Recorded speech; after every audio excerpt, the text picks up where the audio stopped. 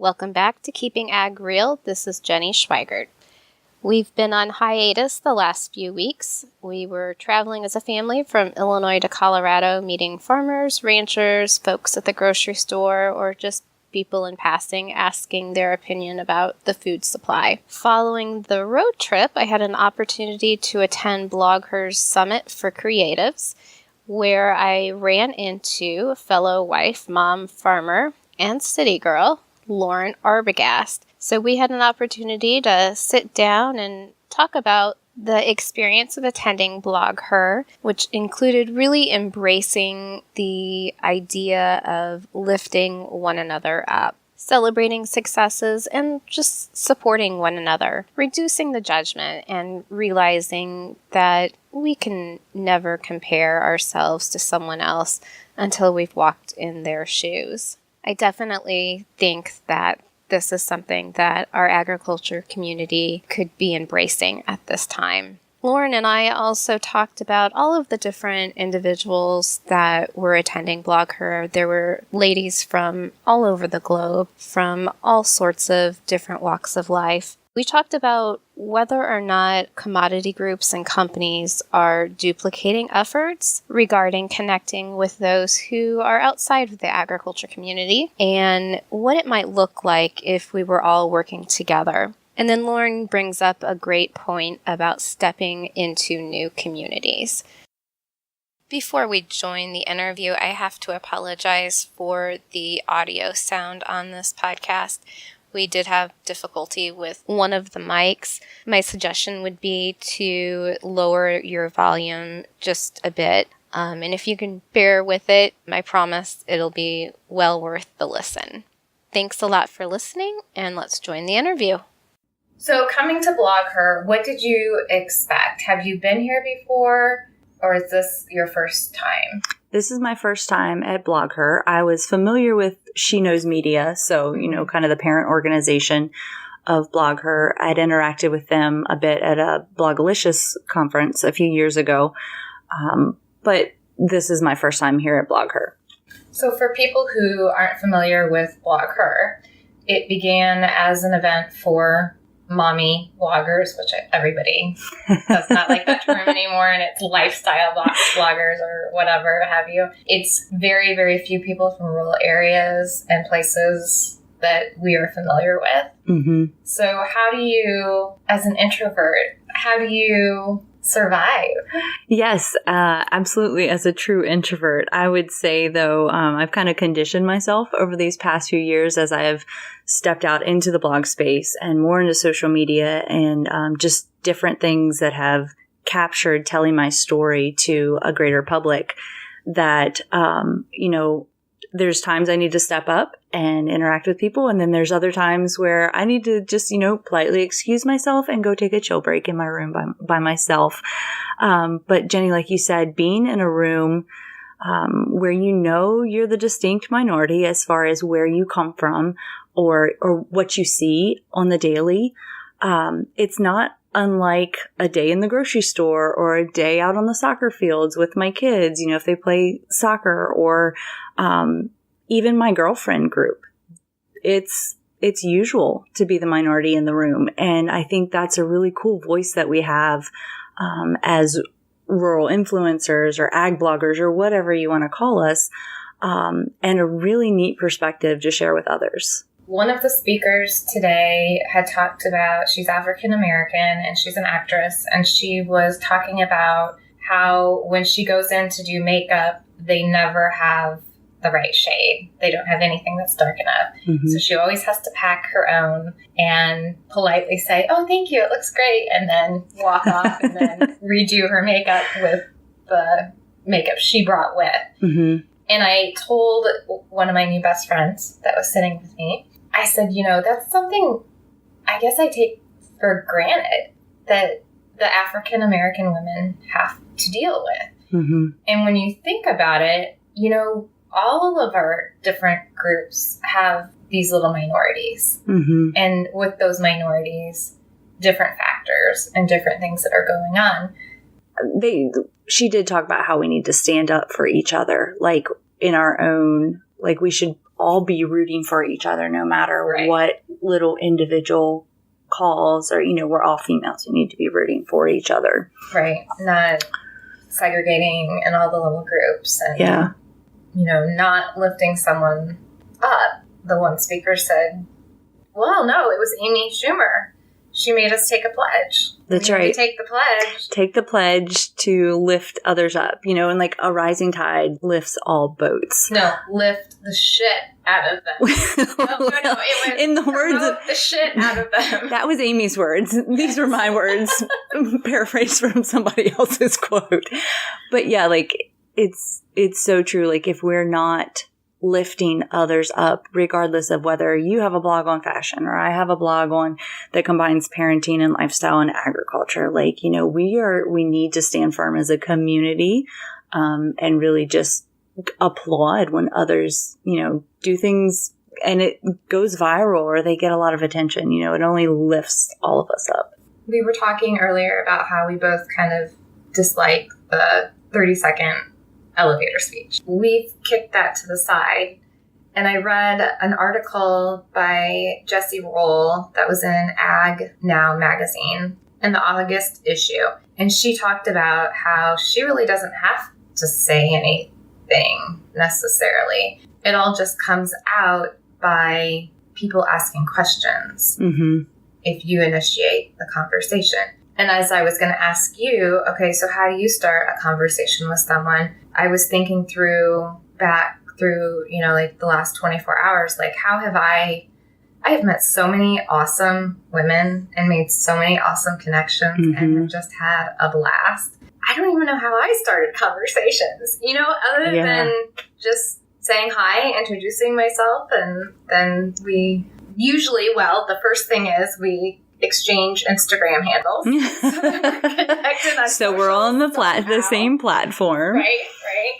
And then we just kind of start talking, I guess. So what is your tip, or how do you approach it? Yeah, well, a lot of times, whether at a conference or a smaller event, I just walk up and say, hey, I'm Lauren. I'm from Virginia. Or, if I'm in Virginia, that might be a little awkward. Just, hi, I'm Lauren. How are you?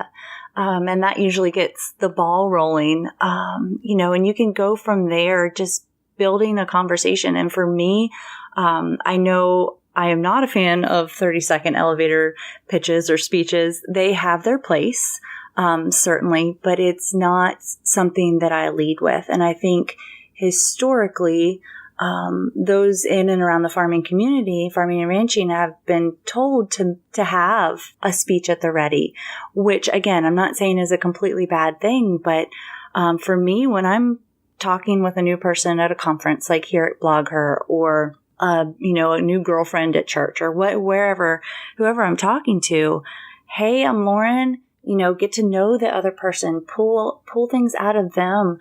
Farming's going to come up eventually. Just like my kids are going to come up, or, what I do for a living is going to come up. Or if I blog, or what's your blog about? What's your Instagram? What do you actually blog about? But for me, the purpose of these conferences and really getting to know other people is the basis of a relationship.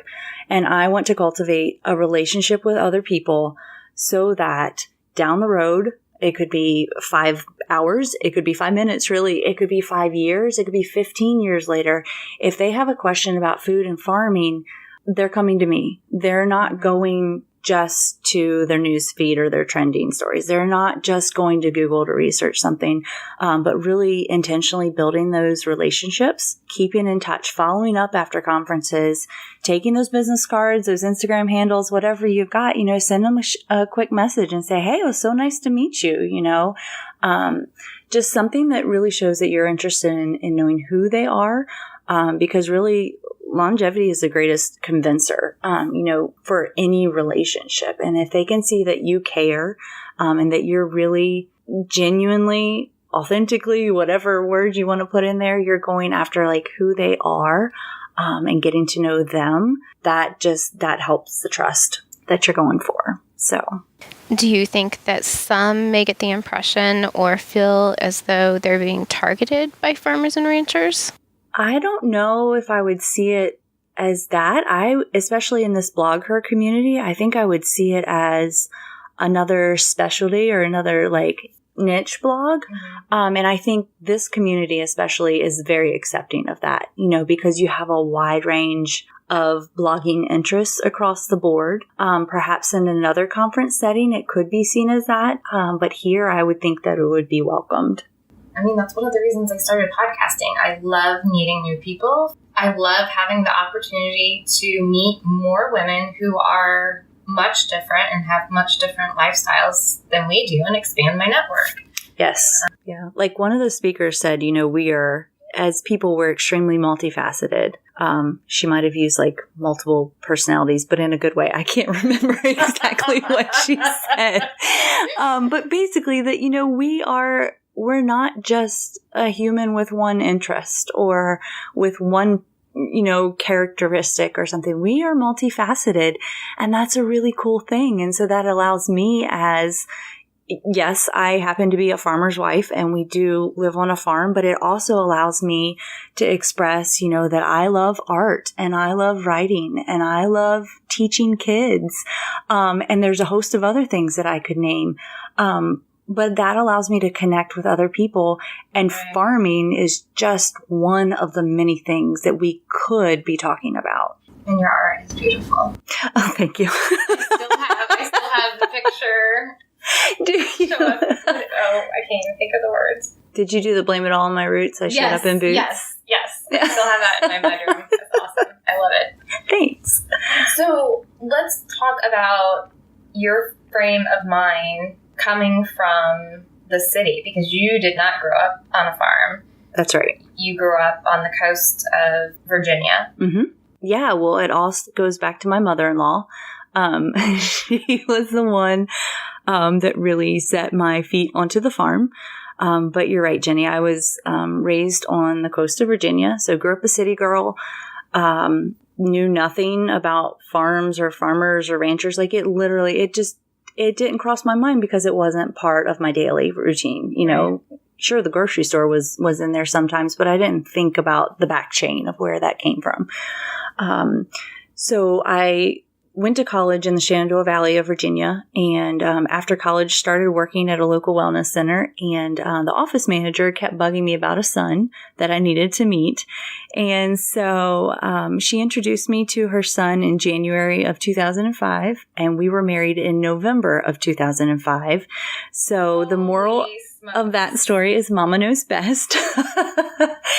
But no, it was... Wasn't that stressful? No, we planned, let's see, we got engaged in August and married the first weekend in November. So, there was a lot of different things that went on. So my dad was diagnosed with cancer in July of that year and, was given 6 months to live. And so there was a lot of things that kind of sped up the courtship, if you will.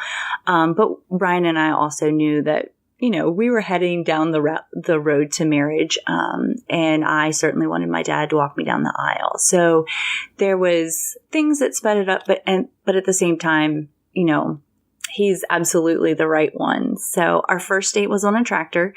How do you feel about that? Curious and adventurous. I've always been one just to say, hey, yeah, let's go. Even though as an introvert, sometimes that causes me a little panic later on or in the moment. But yeah, he pulled up and I'd come to the house, the farmhouse there for him to pick me up for our date. I don't even remember where we were supposed to go.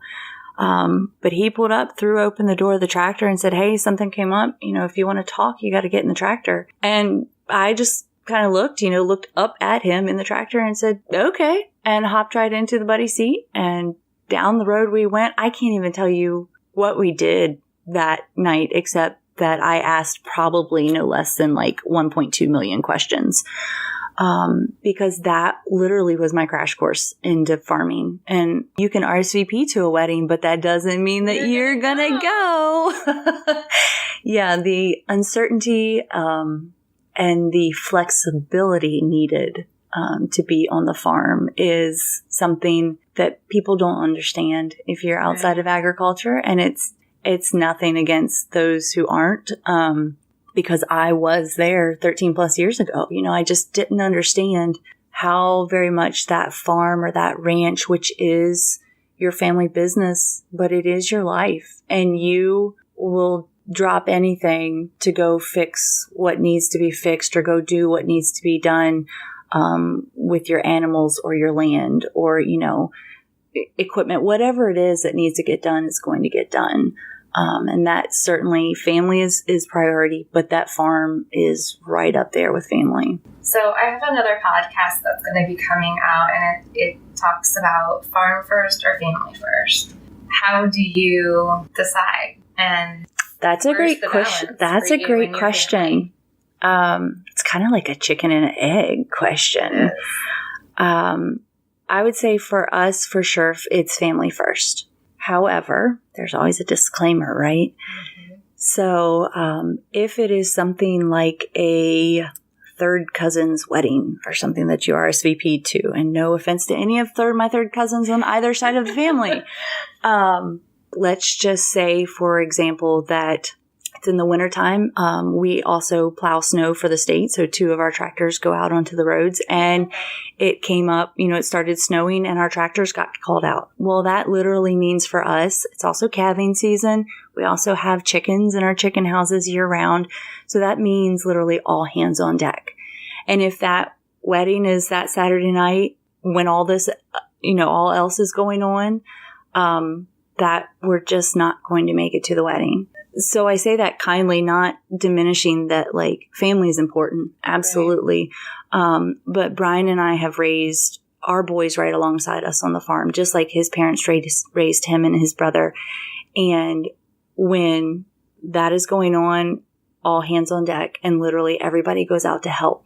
And so it's not ideal that you have to be doing this instead of that. But at the same time, you're doing it together. And it's kind of like you're all in the same boat together. And sometimes there's tears. A lot of times there's laughter, but you just do it and you just get it done. So let's circle back to this event that we're at. Okay. Who has been the most interesting person you've met so far? Oh my gracious. That is a hard question, because every person that I've met I've walked away with a gem or a nugget of something. And then now, you meet somebody, and yes, there's 2,000 people here, attendees, but you see them, you cross paths with them, whether it's in a seminar or in the lunch line or at in the bathroom line, wherever. And, it's amazing to me. They're like, "Hey, Lauren," and tap you on your shoulder or something.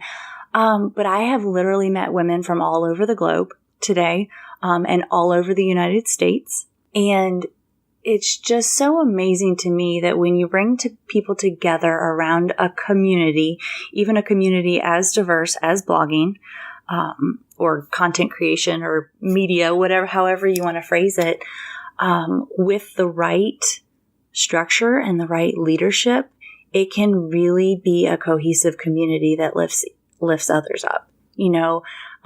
I think, like you mentioned, it's come a long way, at least in your opinion, from the beginning.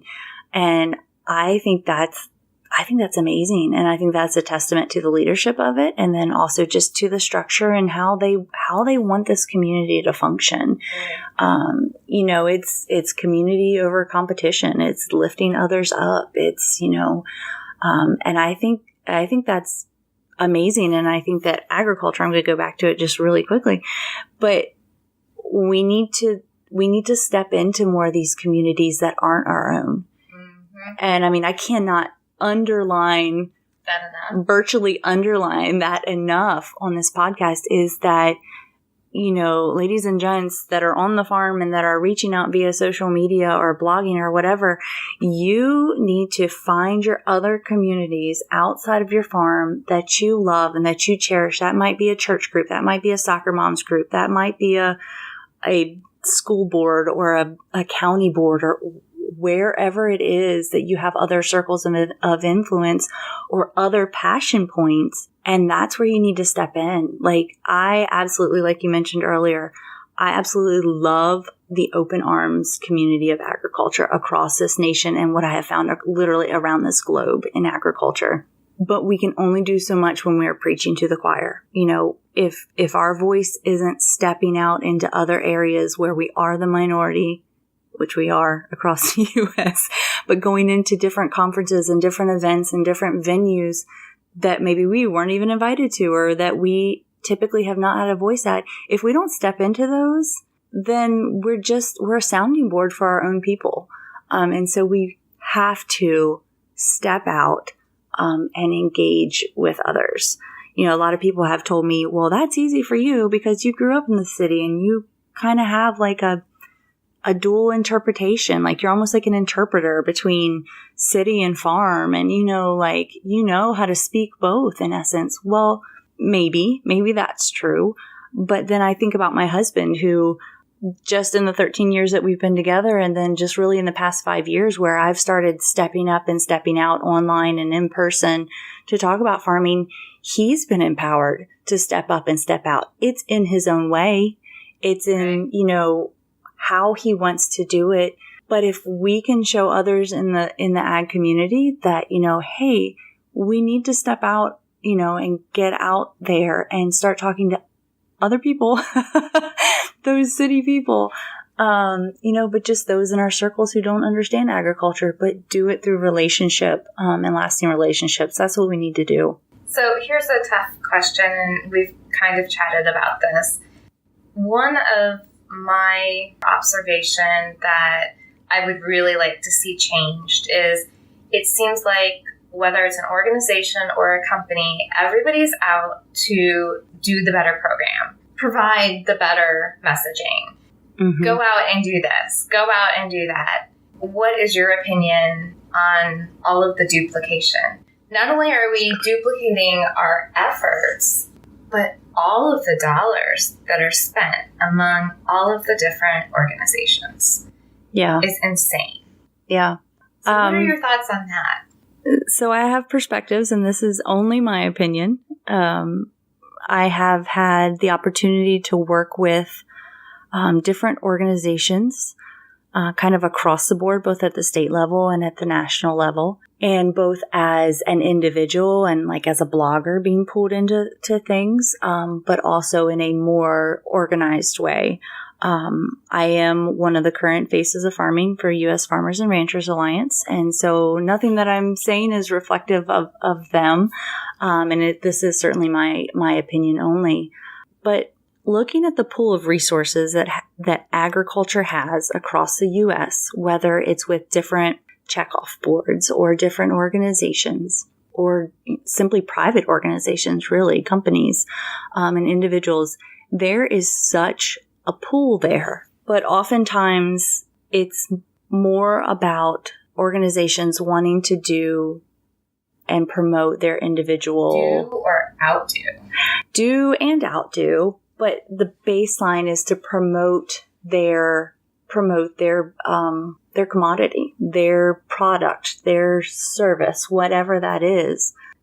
So I think there's a lot of room for improvement in agriculture from companies and from individuals to come together and to put aside either their commodity or their agenda or where they stand on the scope of and whole scope of agriculture, and just to simply come together for agriculture.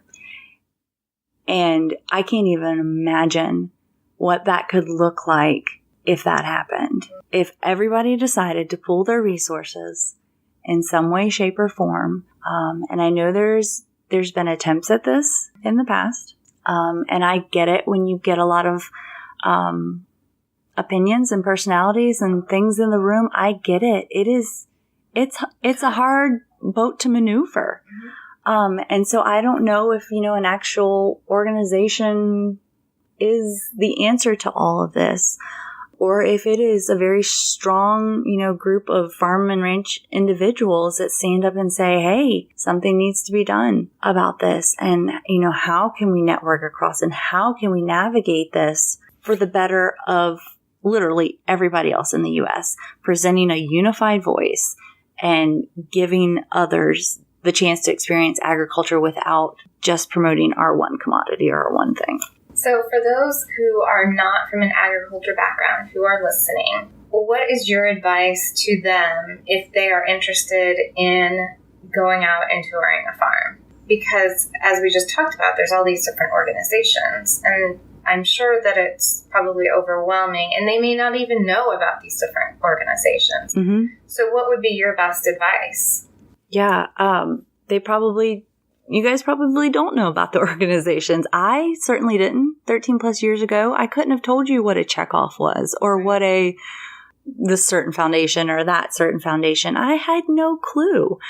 And so thinking back to that, thinking back to me over a decade ago, like if someone had said, hey, I had a question about a farm or something, like I honestly would have just gone to the internet like a lot of people do. And I think maybe one of the easiest things to do, since the internet is at our fingertips and our phones are always on our hip, it seems, is to, Google farms close to me or farmers close to me, farmers or farms in my, whatever your state is, or farm resources in my state. Adding that word resources in might help direct you to some of the organizations that speak as a voice for a lot of different farmers as opposed to just one single farm. But with that being said, yes, we've got our cities and our suburbs, but there's always something that you can see within a short drive away, no matter where you are. There's agriculture in all 50 states. There's agriculture all over this world. We drive by it all the time. As a kid, I drove by it all the time. There's a funny story, but we used to come across the state to go camping in the summertime, and my grandparents were driving me one time, and we were driving literally through what is now my backyard, but I didn't know it then that it was going to be, my county, my backyard.